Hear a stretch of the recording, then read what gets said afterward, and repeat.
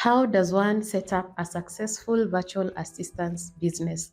Today, I want us to talk about the steps involved in setting up and running a successful virtual assistance business.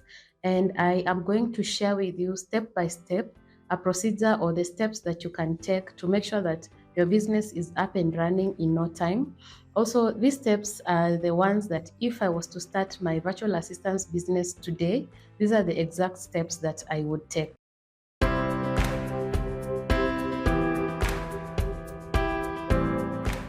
Number one, identify the skills that you already have.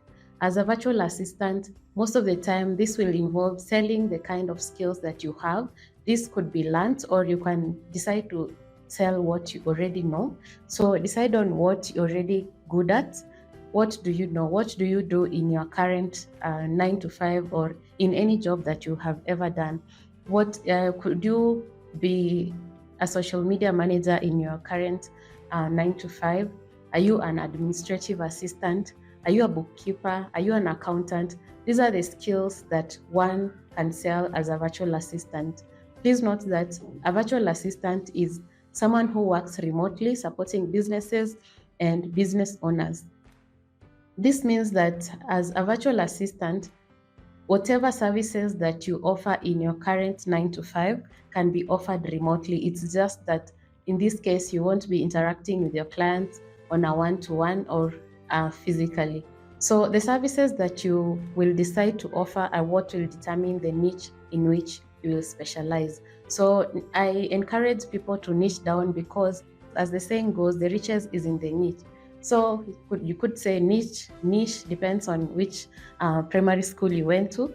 So once you decide on the kind of skills that you already have or the kind of skills that you're willing to learn, but I would advise that if you're just starting out, start with what you already know because you want your business up and running as soon as possible. So the skills that you already have are the ones that will determine what you will offer to your clients and the kind of niche you will narrow down to. So niching basically means deciding what you're going to offer and who you're going to offer it to. So in this case, say if you're an administrative assistant in your current job, you can decide to offer administrative support to CEOs, for example, or you can decide to offer your services to wellness coaches or to authors, depends on the kind of skill you already have and the kind of field you enjoy working in. The next thing you need to come up with is a business plan. This can be detailed or not as detailed, depends on what you want, really, because as a virtual assistant, at the end of it all, you are the business owner. You decide the direction in which your business will go. So you need to come up with a plan on how you are going to market your services and how you're going to acquire clients. This will help you know right away what you should focus on even before you decide to put your business out there in the public. Next, you need to create a website or a virtual office where clients will come and check out your pricing, check out your services, and also there has to be a way in which clients get hold of you. So your website has to include your contact information. This could be your email address, which is the easiest way through which clients can reach you. Your website should also ideally include your portfolio, a few testimonials from clients you have worked with. This does not mean that the testimonials have to be from clients that you have worked with in the online space. These can come from people you are working with in your 9 to 5 or people you've worked with in the past. Your website will be sort of your virtual office and will help you establish your online presence. And even before we talk about deciding your pricing, deciding on the kind of services you're going to offer, there are two things that any person that wants to work remotely or run a virtual assistance business needs to have. One, you need a laptop or a computer. You need somewhere that you can work on. And sometimes I get questions like, can someone use their phone? The answer is yes and no, simply because a lot of work that virtual assistants do requires a wide screen. For example, if you are designing graphics, You need a wide screen where you are able to comfortably see what you're coming up with. For another thing is, for example, if you choose to edit videos or audio files, you still need a wide screen with enough memory that can handle large files. So you need a laptop or a desktop. You also need access to the internet, and this is really important. Your internet needs to be stable, because say for example, when you have calls with your client, you don't want calls to drop, because that is one way to lose a prospective client. So you need two things: a laptop and connection to the internet. Once you have decided the kind of services you're offering, who you want to serve, you have access to the internet and you have a laptop, you have decided how you're going to market your business, you need next to now reach out to potential clients. You can find them online through networking events, through maybe some of your relatives or some of your friends. You need to now reach out and tell any prospective clients that you have a business and this is the kind of services that you are offering. And don't be shy to do that. One of the tips that I've always shared with my students is that the best place to find a client who will be happy to work with you is on social media. This could be on Instagram, on TikTok, or on Facebook. Say, for example, if you decide to focus on Facebook, you can join groups where your potential client is most likely to hang out. Say, if, for example, you are serving fitness coaches, you will have to join fitness groups and provide value. Don't be salesy. Don't just hop in and start marketing your services. You need to, like, for example, provide value, answer questions, try and help people solve their problems. And over time, you will establish a connection with people, and you will find people coming to your inbox and asking whether you can support them in one way or another. You then need to decide on how you're going to get paid. There are many ways to receive funds online. One is through PayPal, which is very popular. The next one is Pioneer, and then we also have TransferWise, which recently rebranded to Wise. These are just three of the many platforms through which you can receive payments. So you need to decide on how you're going to receive payments from your clients, and make sure that these payment options that you choose are accessible to whichever clients you decide to serve. You then need to come up with a contract and an NDA to protect you and your client. Contracts are very important, and in your contract, be sure to include the kind of services that your client has signed up for, the amount of money they are going to pay for the services, and whether these services are renewable at the end of the month or at the end of the year. Your contract needs to be as specific as it possibly can get, because sometimes conflicts arise when, say, a client reaches out and tells you that they want you to do a certain thing and it's not within the contract. So the contract will give you bargaining power when scope creeps in. So you are able to refer your client to the contract and tell them that this is what you signed up for, and for these additional services that you want me to provide, you will have to maybe top up a certain amount, and so on. Another important thing to have in place is boundaries.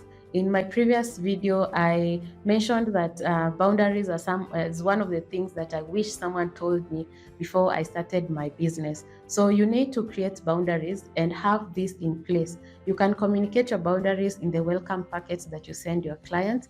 So in this welcome packet, you let them know this is the kind of services they have signed up for, and this is the time during which they can reach you, and they can expect a response within a certain period of time. Setting boundaries also goes hand in hand with setting expectations. So for example, in terms of communication, your client is able to know that if they reach out to you, you will get back to them at certain time. And also you can let your client know your turnaround time, so that there is not a lot of following up. So say if a client gives you work, they're able to know that they can expect the first draft in 2 days or in 3 days. And also, if at some point you realize that you're not able to deliver at this time that you have communicated, it's important to let your client know that there will be a delay, or this is how you're going to work on something. If you're going to take an off, you're able to let them know that they won't be able to reach you at certain and certain times. You also need to create a system for client communication. What does this mean? You need to decide whether you want your clients to reach out to you via email, via Slack, Voxer, or WhatsApp. And if you choose to go with WhatsApp, this is what I advise: get a different line so that you are able to differentiate communication that comes from clients and communication that comes from your friends and your relatives. Also, this helps you in, say, for example, if you want to post something on your status and it's only meant for friends and family, you are able to protect that space that you share with your family and your friends. And in terms of communication, you need to let your client know, and this should be included in your contract. You need to let your client know that you will be having, say, monthly check-ins. I, for example, have monthly check-ins with my clients where we go through what has been through the week, through the month, and what we can expect in the subsequent month. During these check-ins, this is where we get to communicate what didn't go well, what we can improve on, some of the tasks that are coming up. When I am assigned a task in terms of editing podcasts, I'm able to know that this month, these are the 4 episodes. Say if a client is publishing on a weekly basis, I am able to know that these are the episodes that are going out and there are no surprises. So I can choose to work on these 4 episodes in a given week, and I'm free the rest of the 3 weeks that this client needs their episodes to go out, because I'm able to sit down, edit, upload, and schedule them for publishing, and just forget about this particular podcast for the rest of the month. So you need to outline how you are going to communicate with your clients and how often they should expect communication from you and what platforms they are going to reach you on. So once you have an opportunity to work with, say, 2 to 3 clients, you need to ask them for feedback. You need to create a system through which they are able to provide feedback to you. And I am assuming if you have been doing regular check-ins, you have worked on the areas that you are not so good at, so you can expect the feedback to be good. So you need to ask for client feedback, and you have to use this on your website, the virtual office that we talked about. Be sure to post this on your website so that prospective clients can see how happy your previous clients have been with your work. And this is a way to convince prospective clients to work with you even before they get to see the kind of work you do. So this will just be a bonus. It's not like part of the steps in which you can take, but it's just a bonus. Don't be afraid to say no if something comes up and it's not within your scope. So say, for example, if you're a social media manager and your client wants you to maybe write blogs, and deep down, you know, you're not a good writer, you're not a good copywriter, please let them know that this is not within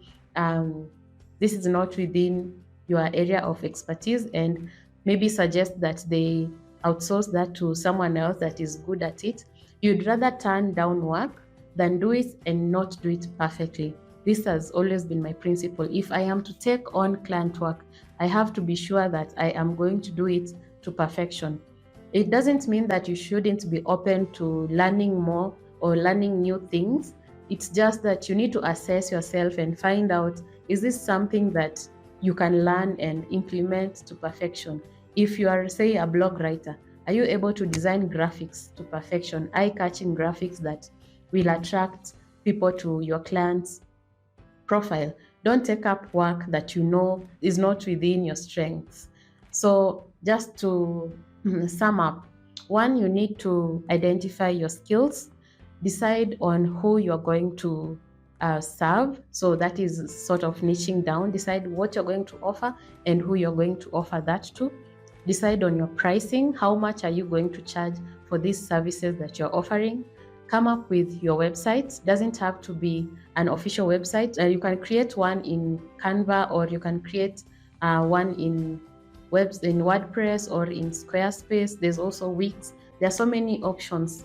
And then once you have set up your website, start reaching out to people on social media. Join groups where your prospective client is likely to hang out, provide value, answer questions, provide content that solves your prospective clients' problems, and then have open lines of communication. Make sure you have a contract in place. Protect yourself, protect your client as well. And then once you get to work with your clients, have regular check-ins to check out on your progress and also know what you should work on. Also, once you have worked with a client and they're happy with your service, you can ask them for feedback. You don't have to wait until you are done working with a particular client. Some clients are open to providing feedback even before your work relationship is over. Some are open to providing feedback even as you continue working together. And then be sure to post this feedback on your website so that prospective clients can see the kind of services you offer and can see the quality of work that you do. And lastly, don't be afraid to say no. You don't have to take on every kind of work that comes your way. It's okay to say no, and it's also okay to research and learn new skills so that you are able to offer more services to your clients. So if you found this kind of content useful and you'd like to learn more, or you'd rather have a detailed step-by-step process on how you can get started as a virtual assistant, I do have a course. It's called the Virtual Assistant Roadmap, and indeed it's a roadmap. It shows you how to go about setting up your virtual assistance business from scratch. This involves how to decide what kind of tasks, or rather what kind of services you can offer, how to decide the niche in which you should specialize, how to create your website, how to make sure that your social media profile is attracting your prospective clients without you having to go out and hunt for these clients. So feel free to check out the link in the description. I have details on how you can access the course, and feel free to reach out to me on Instagram at Women Working Online. I am looking forward to hearing from you, and I hope you find all this information useful. Until next time, talk to you soon.